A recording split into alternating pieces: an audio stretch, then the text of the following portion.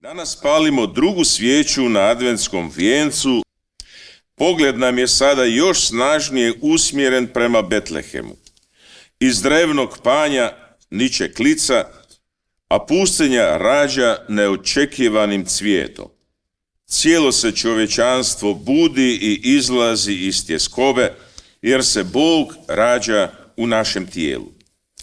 Molimo Gospodina da nam u srcu sine sjaje njegove slave, te da njegov dolazak rasprši svaku noć i tamu, te tako očitujemo da smo sinovi svjetla. Pomolimo se, draga braće i sestre, Bogu Ocu koji je posla svoga Sina da spasi ljude i smjerno ga zazovimo. Pokaži nam, Gospodine, milosrđe svoje. Svemogući i milosrdni Bože, dok hitimo ususret Tvome Sinu, daj da nas zemaljske obveze i brige ne smetuj. Nebeska mudrost Tvoje riječi nek nas uvede u zajedništvu njegove sudbine.